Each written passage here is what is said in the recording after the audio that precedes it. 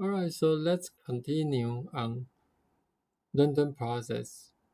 The power spectral density or power spectrum of a wide sense stationary process xt is a function of xx of f, describing the distribution of power as a function of frequency. In other words, that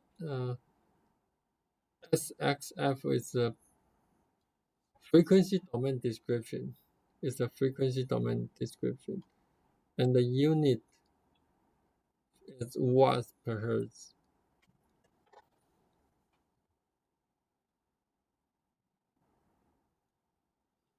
And the power spectrum is a Fourier transform of the autocorrelation function Rx tau. So Sx is equal to Fourier transformation of Rx tau. Then as you see, there is no absolute time index t1 or t2 in it, right? Because it's wide and stationary. So the only thing that is left over in the argument is tau instead of t1, t2. So similarly, the cross spectral density of two jointly wide and stationary processes is defined as the Fourier transform of their cross correlation function. So xxyf equal to f rxy tau. Yeah, so it's a Fourier transformation. And the cross spectral density satisfies the following symmetry property. xxyf equal to xyxf conjugate. Okay. So from properties of the autocorrelation function, we can verify that the power spectral density of real wide sense stationary process is real, non-negative, and even function of f.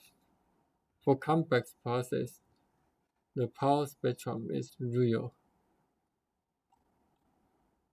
non-negative, but not necessarily even. The cross correlation density can be a complex function even when both xt and yt are real process. Okay, then there are some properties including a lot. So let's just take some patience to go through it. So if x and y are jointly Gaussian, jointly wide and stationary, then this is a wide and stationary process with autocorrelation and power density given by the following. And this is what? Linear combination, right?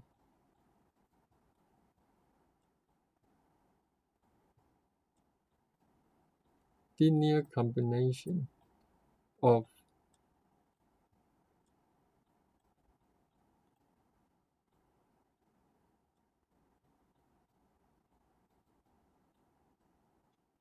linear combination of two random processes.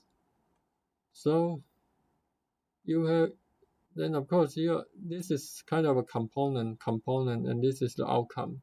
So you're kind of interested in what the outcome is gonna be. What the outcome is gonna be. So the RZ, that is the resulting process, autocorrelation resulting process equal to a square rx tau plus p square r y tau. That's understandable.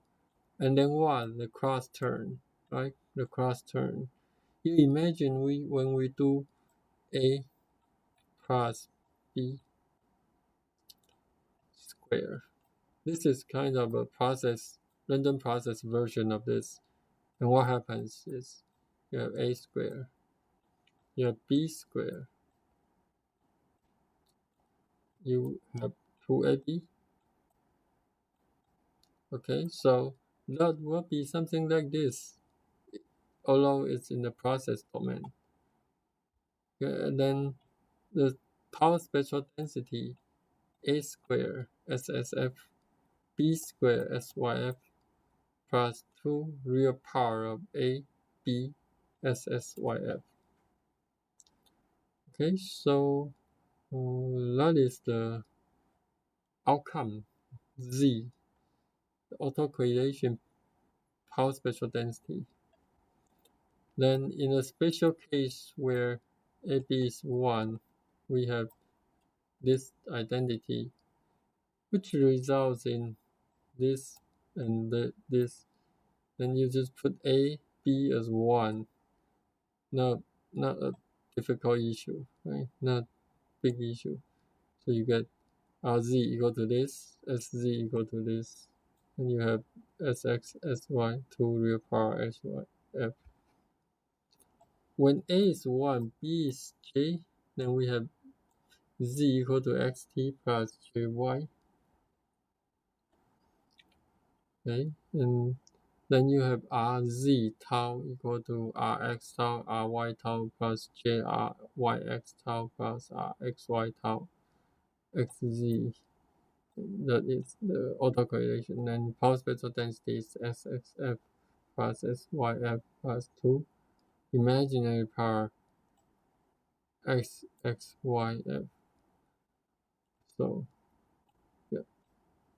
So when a Y-sense stationary process XT passes through LTI system, okay, here comes the interesting part.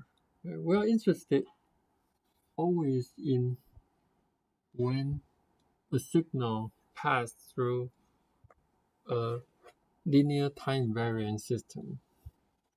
This is always happening in a lot of components in communication systems, such as when your signal pass through a channel or when your signal pass through a filter. Those are LTI systems. So we're always interested in a signal passing through LTI system. And of course, the LTI system has to be identified by its impulse response HT and its transfer function frequency domain representation HF.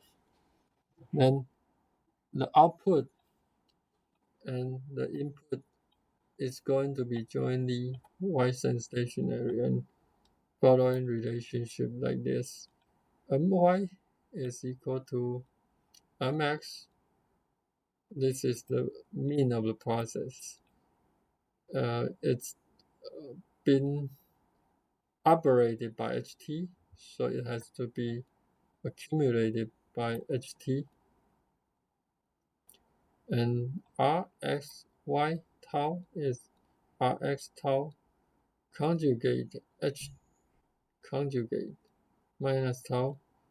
Ry tau is equal to Rx tau conjugate H tau. Convolution H tau and convolution H conjugate minus tau. And My is equal to H0.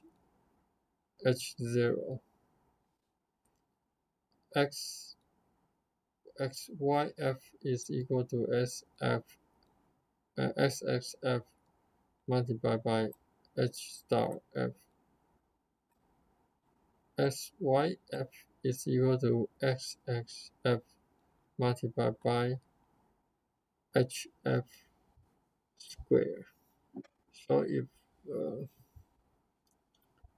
yeah, so I guess that's probably that's what we have. So the power in a Y-sense stationary process ST is the sum of the powers of all frequencies, and therefore it's an integral of the power spectrum over all frequencies. We can write this way: P of x is equal to aspect of xt squared equal to Rx0 equal to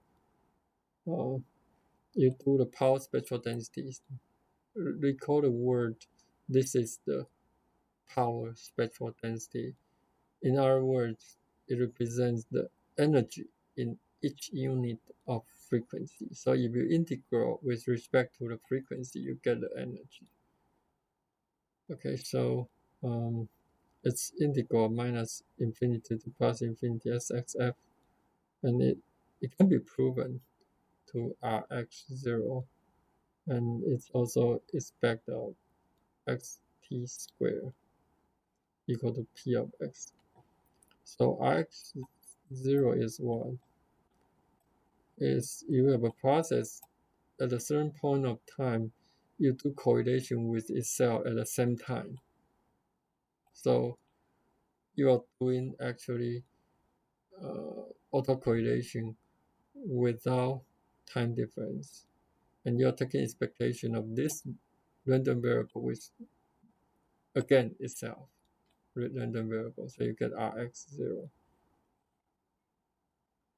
Okay, so yeah, so let's take a brief review. We go from uh, autocorrelation, white sense stationary, power spectral density, cross correlation, and cross power density, and then linear transformation, linear combination of random process, and the outcome is z, then what the z is going to be, and sz is going to be, and then uh, how z is related to x and y in terms of correlation. Z is related to y, x and y in terms of power spectral density. And then the next thing is when we discuss, after we discuss the power spectral density, we discuss what's going to happen if a signal, which we modeled by random process, pass through LTI system, HT, then its relationship is listed here. And then its power,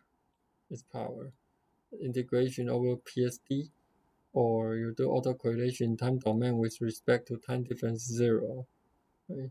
So you get the power. Okay, so let's stop for the moment and come back later.